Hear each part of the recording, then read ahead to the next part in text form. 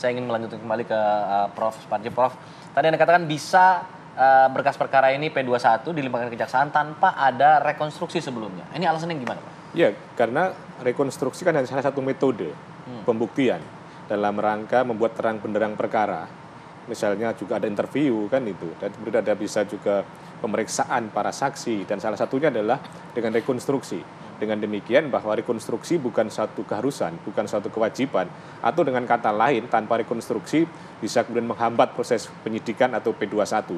Selama memang ya, bahwa berkas-berkas itu sudah lengkap ya, saksinya, suratnya, ahlinya, atau kemudian petunjuk, atau kemudian tersangkanya sudah diperiksa, dan kemudian sudah ada kelengkapan membangun sebuah kebenaran ya dalam konteks misalnya tindak pidana pembunuhan, maka sudah bisa dikatakan lengkap dari P21. Tapi jadi nilai minus nggak di pembuktian dan di persidangan nanti? Ya, itu nanti akan menjadi semacam hambatan juga, karena nanti akan yang membuktikan kan jaksa kan ya. Jaksa yang akan menerima pelimpahan perkara. Kalau jaksa memandang bahwa ini harus ada rekonstruksi, maka ada petunjuk misalnya P19 rekonstruksi. Tapi kalau ternyata jaksa menganggap ini sudah lengkap ya, mengingat mungkin sudah atensi publik ya, kemudian sudah cukup terang benderang perkaranya, sudah lama proses hukumnya dan sebagainya, biasanya langsung P21. Tetapi nampaknya ya dalam kasus ini tidak mudah P21. Karena apa? Karena rumitnya perkara ini, banyak informasi, apalagi ada obstruction of justice dan sebagainya, ada keterangan saksi yang kemudian katanya diduga palsu dan sebagainya. Ini kan saya kira jaksa juga hati-hati, karena pertaruhan juga bagi jaksa ketika dalam persidangan gitu. Betul. Bukan lagi penyidik gitu ya.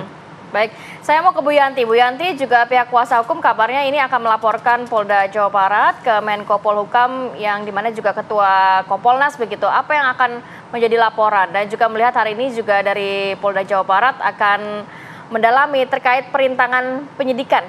Seperti apa tanggapan kuasa hukum ini?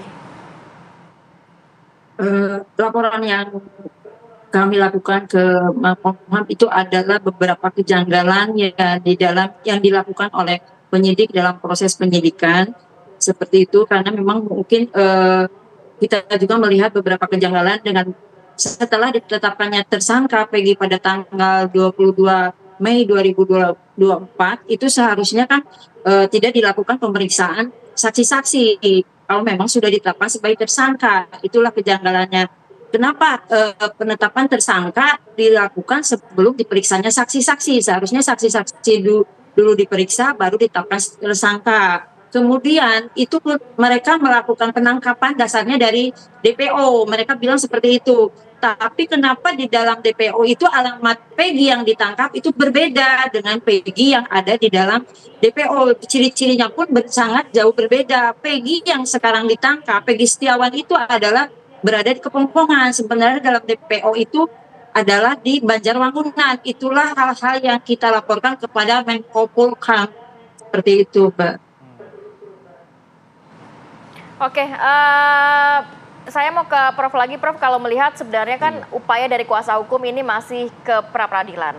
Nanti kalau misalnya begitu ya, ternyata Peggy Setiawan memenangkan pra-peradilan, apakah juga masih memungkinkan nanti proses sidang utamanya akan tetap dilanjutkan? Atau gimana sih biasanya prosesnya? Ya, memang ada dua kemungkinan. Ya, begitu menang pra-peradilan, perkara dihentikan ya. Misalnya hakim ya memerintahkan penghentian penyidikan. Tetapi pada sisi yang lain juga ada kemungkinan bahwa ternyata ada kesalahan administrasi. Misalnya belum ada SPDP, misalnya belum ada pemberitahuan tentang pemanggilan saksi dan sebagainya. Maka secara administratif diperbaiki saja, muncul sprindik baru lagi atau sprindik baru tadi. Artinya memungkinkan masuk pada pokok perkara. Jadi sangat tergantung dari bagaimana posita petitum dari permohonan pra-peradilan, termasuk bagaimana putusan dari hakim tunggal tadi itu.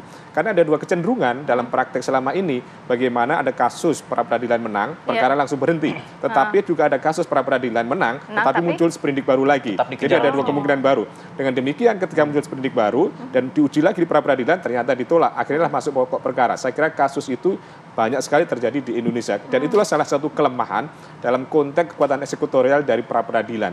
Karena sekali lagi bahwa dalam perma pun juga jelas hanya mengadili aspek formil, hanya mengadili aspek prosedur saja, hanya mengadili sah dan tidaknya misalnya penetapan tersangka, penangkapan dan lain sebagainya. Sah dan tidaknya tergantung dalam konteks alat bukti tadi itu, bukan pada konteks benar atau salah sebagai pelaku tindak pidana. Itu ranah dari pokok perkara peradilan nanti itu. Gitu. Baik, saya ingin ke Bu Yanti. Bu Yanti, berkaca dari apa yang disampaikan oleh Prof. Suparji ini, bagi kuasa hukum Peggy, seberapa penting pra peradilan ini? Jika kemudian nanti bisa masuk ke pokok perkara utama, atau bisa dibuktikan langsung di sana, bagi Peggy ini seperti apa ininya, harapannya atau apa yang akan dilakukan ke depannya? Harapan dari tim kuasa hukum pada pra peradilan ini akan menentukan bahwa penetapan tersangka itu sah atau tidak, karena memang kita yakin bahwa Peggy bukanlah pelaku dari pembunuhan Vina dan Eki, sehingga penetapan tersangka pun tidak sah buat Peggy Setiawan. Dan kami berharap bahwa kita akan mendapatkan hakim yang objektif seperti tadi Profesor katakan, bahwa ini adalah pemeriksaan formil. Apakah penetapan tersangkanya sudah sesuai dengan SOP penyidikan dari Polda Jabar atau belum? Karena kami melihat beberapa banyak kejanggalan yang dilakukan oleh Polda Jabar di dalam melakukan penyidikan terhadap Peggy Setiawan.